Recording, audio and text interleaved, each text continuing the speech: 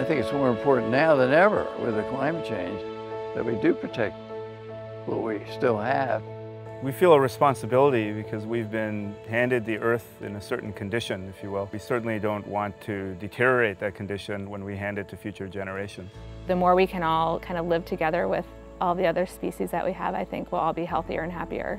Yeah, I really can't imagine Lancaster County without the Conservancy. I mean, somebody needs to be spearheading the protection of our local treasures. And you're smart to get out in front of it, and you're lucky in some ways to have had the earned trust whereby donors know that the money will be properly shepherded.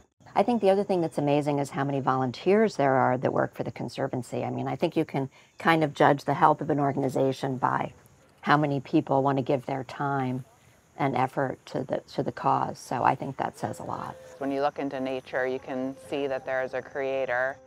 And I grew up always outdoors, camping, traveling to national parks. My family's always loved to be outdoors, and I learned that from my grandfather and my father. I've been fortunate to travel around the national parks and see all these things.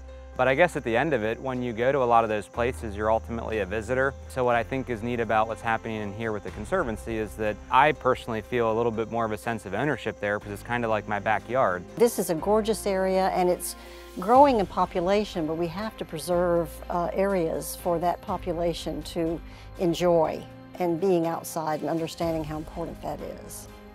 Land that our public can actually go there and enjoy and walk in the streams and smell the flowers and touch the leaves. That's a neat thing. When the pandemic just really magnified everybody's appreciation for nature, because it was the one thing we could do was to be outdoors, and it brought a lot of peace and serenity, I think, to many people who in that challenging time who needed that respite. This area is growing so much, and I've lived here all my life, and you can see all the development happening, which is exciting, because that's what makes it a healthy community. But I think also taking care of the land, the natural parts of it, is part of keeping a healthy balance as we grow this area. We need the balance. We need the farmland. We need the natural areas. We need the areas to create new spaces for residents and to create new jobs. It all comes together to create a community that which we all want to live in and be part of. In a lot of ways, I don't even think I really got it until spending some time with Keith Williams on staff with the Conservancy and going on some hikes with him and just hearing him talk all about it. You realize, like, wow, I thought this was just about, a place to go for a walk. But when he talks about all the ecosystem aspects of it, you realize it's a lot bigger than that. It's more important. And for me, that was like pretty exciting to hear all that from him. If we're going to preserve this long term, there's an educational process involved here, and it begins with our own families and gets broader as we look at the community. And fortunately, we have the Lancaster Conservancy to lead us in this effort and remind us of all of our roles in terms of communicating the importance of this to future generations as well. One of the things that I look forward to with our granddaughter is taking her to Tuckahoe and allowing her to walk in the stream barefoot, just like her mother, her uncle, her grandfather, and her great-grandfather. And I think in our stage of life, we're thinking of legacy. Yeah. And this is a legacy for not just our own family, but for so many other families. I think the most important institutions in a community are their public resources.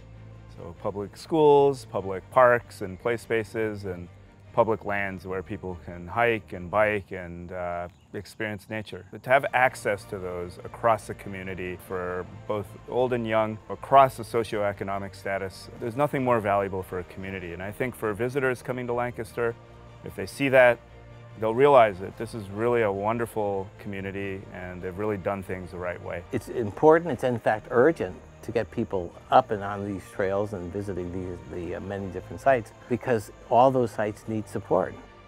Yeah, I really think the time is now. We can't afford to wait any longer. A good investment if you want to make gifts. It's something that's going to be here for a while. And we need to treasure it. And we also, all of us, need to take better care of what's been given to us. I think the kind of in perpetuity is really important. I think that it feels wonderful knowing that what we're doing is going to last. When you think about guarantees, of which there aren't that many in life, this is probably the closest thing that you can give to that it really can't backfire. You know, you can't look back 10, 20 years later and say, boy, that probably wasn't the best place for me to spend my charitable dollars. For people to be able to be out and enjoy what is here. That wasn't one word. For the people. For the permanence. For the next generation. For the future, which is the next generation, but continuing on. For the community. For the bald eagles. For students today and tomorrow.